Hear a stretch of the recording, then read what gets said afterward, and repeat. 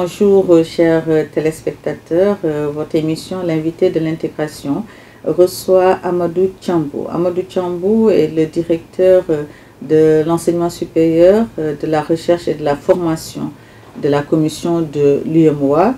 Monsieur le directeur, bonjour. Bonjour.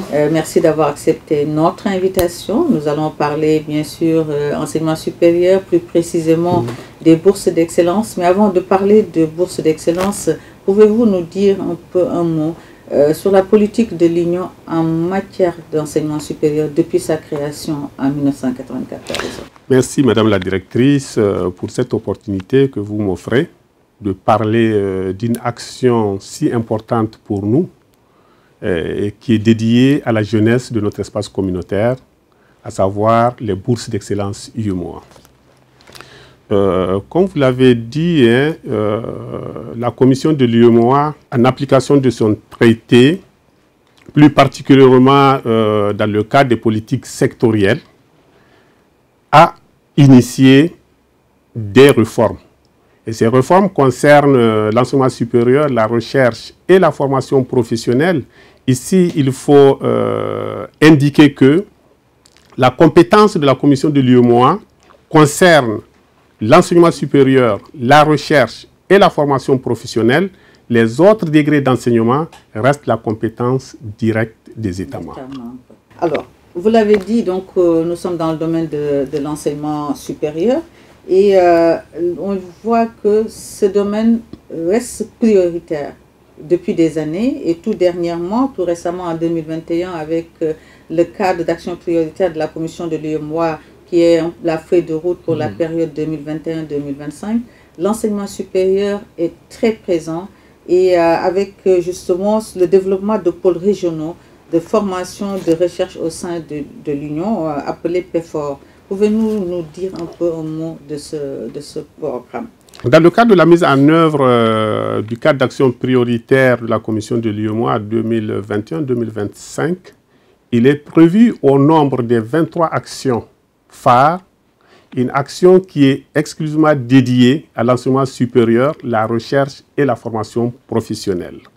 Cette action phare est les pôles de développement de la recherche, de l'enseignement, en abrégé PEFOR. Cette action est bâtie autour de 3 activités structurantes. Les questions de pertinence et de qualité de l'enseignement supérieur et de la recherche, les questions d'accès et de mobilité des étudiants dans notre espace communautaire et les questions d'innovation dédiées à la formation professionnelle. Alors nous allons justement parler de la deuxième activité dont vous avez parlé. Il s'agit de l'activité structurante avec l'accès et la mobilité des étudiants au sein de l'espace communautaire, les bourses d'excellence. Alors ces bourses d'excellence ont été lancées depuis 2001. Depuis, l'activité fait son bon nombre de chemin, et vous l'avez dit tout à l'heure, est restée une grande priorité pour la commission de l'UEMOA. On peut avoir un peu une idée du nombre d'étudiants qui ont eu à bénéficier de ces bourses d'excellence au sein de l'espace communautaire.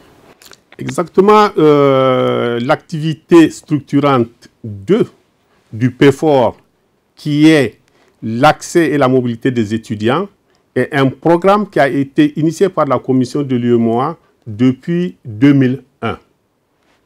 Et ça a concerné les étudiants et les étudiantes de notre espace communautaire, autrement dit, l'ensemble des étudiants et des étudiantes des 8 États membres. Pourquoi le programme de soutien à la formation et à la recherche de l'excellence? 3 objectifs spécifiques sont visés. D'une part, aider à la constitution d'un vivier de compétences mobilisable par l'ensemble des organes de l'Union. Deuxième chose, assurer la visibilité de la commission de l'UEMOA sur toutes les questions de formation des ressources humaines. Et troisième objectif spécifique, c'est mobiliser la communauté scientifique autour des thématiques relatives au processus d'intégration. Dans ce cadre-là, de 2001 à aujourd'hui, 700 bourses ont été octroyées. Plus précisément, 714 bourses ont été octroyées, dont 28% de femmes. Alors, quels sont les domaines qui sont concernés justement? Ce programme concerne toutes les questions liées aux sciences de l'ingénieur, les questions d'agriculture, les questions d'énergie, énergie renouvelable, les questions d'intelligence artificielle, l'expertise comptable, qui est un de nos diplômes régionaux. Voilà. D'ailleurs, aujourd'hui, nous avons le DECOFI, hein, qui est le diplôme d'expertise comptable et financière, qui est un diplôme régional, donc délivré au sein de l'espace communautaire. Exactement. Le DECOFI, en tant que diplôme régional, est un des domaines prioritaires du programme Bourse d'excellence IEMOA. Au même titre que la santé publique, l'agriculture, comme je l'ai dit, l'intelligence artificielle surtout, qui va nous permettre de faire le saut qualitatif. Alors, en 2022, il y a eu, si on peut dire, un élargissement, puisque le nombre a beaucoup évolué, le nombre d'étudiants bénéficiaires. Pouvez-vous revenir sur cette édition 2023? Effectivement, le programme Bourse d'excellence a connu plusieurs phases. 3 phases d'ailleurs en termes d'augmentation du nombre de bourses par État membre. De 2001 à 2009, 2 à 3 bourses sont octroyées à chaque État membre. De 2010 à 2021, 5 bourses étaient octroyées à chaque État membre. Et à partir de 2022, 10 bourses par État membre, plus la Guinée-Bissau qui a 20 bourses. Donc, et ce qui fait que vous avez eu 90 bourses en 2022. En 2022, exactement, nous avons 90 bourses. Pourquoi 90 bourses? Parce que la Guinée-Bissau a un fossé par rapport au nombre de bourses reçues dans le cadre de notre programme Bourse d'excellence IEMOA.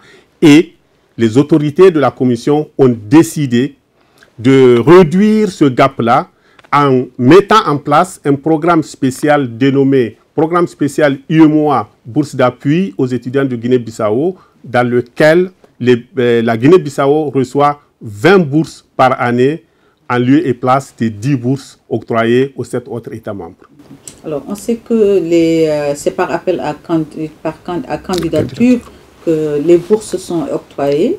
Donc, il y a toute la procédure à respecter. Et si vous pouvez nous dire un peu la prise en charge, concrètement, se passe comment? Parce que qui sont concernés?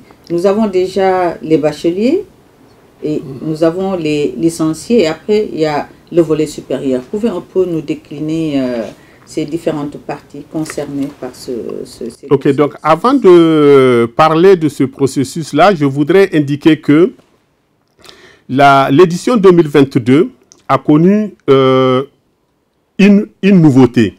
Et cette nouveauté concerne l'octroi de bourses pour tout le cycle, c'est-à-dire des bourses de cycle complet. Avant ça, c'était vraiment des bourses d'une année, de 12 mois. Et à partir de 2022, la Commission a décidé d'accompagner les étudiantes et les étudiants de l'Union à entreprendre des formations de cycle complet, en adéquation bien sûr avec la directive LMD. Et donc du coup, les bénéficiaires de la bourse d'excellence ont le choix entre entreprendre une formation de niveau licence, autrement dit de 6 semestres, soit 3 années d'études académiques, ou de niveau master pour 4 semestres, ou de niveau doctorat 4 semestres, 6 semestres, pardon. Vous avez parlé de LMD, licence, master, doctorat. Donc, cette réforme qui est entrée en vigueur au sein de l'Union depuis maintenant plusieurs années. Alors, pour revenir à ma question, la prise en charge de l'étudiant, par exemple, je prends l'étudiant burkinabé qui va faire sa formation à Cotonou, au Bénin. Comment se passe justement cette prise en charge tout au long de son cursus? La prise en charge du bénéficiaire est vraiment une prise en charge complète qui concerne les frais de formation, autrement dit, les frais d'inscription, les frais de scolarité, les allocations mensuelles de subsistance qui, en réalité, à partir de l'édition 2022, ont connu une augmentation. Pour le premier cycle, autrement dit, les jeunes bacheliers qui entreprennent une formation de niveau licence ont droit mensuellement à 150 000 francs chaque mois. Ceux qui sont... les frais de scolarité, comme vous l'avez dit. Exactement. Ça, c'est ce qu'on appelle les allocations mensuelles de subsistance. Pour le niveau master, le montant est passé de 150 000 à 180 000 par mois. Et pour les doctorants, c'est passé de 150 000 à 200 000 le mois. En plus de ces frais de formation, de subsistance, vous avez aussi les frais d'équipement, les frais d'assurance et les frais de recherche pour les doctorants. Monsieur le directeur, on ne va pas épuiser le sujet, mais on a parlé de l'édition 2022. J'imagine que 2023, vous avez déjà lancé les procédures. Est-ce que vous pouvez revenir un peu pour nos téléspectateurs sur la procédure à suivre justement pour bénéficier? Ok. Donc, pour l'édition à venir, à savoir l'édition 2023, comme chaque année, c'est un appel à candidature qui est lancé et les inscriptions se font en 2 étapes. D'abord, une inscription en ligne. Après l'inscription en ligne, un comité est mis en place qui est composé des cadres des différents départements de la commission, dont bien sûr le département de la commission de l'UEMOA, dont bien sûr le département du développement humain. Et la deuxième étape consiste à présélectionner à partir des inscriptions en ligne une liste de dossiers répondant à l'ensemble des critères. Et donc, parmi les critères, vous avez d'abord la moyenne, l'excellence. Il faut avoir une moyenne de 14 sur 20 au diplôme requis pour candidater à un niveau de formation donné. Si c'est pour la licence, il faut avoir 14 à l'examen du baccalauréat.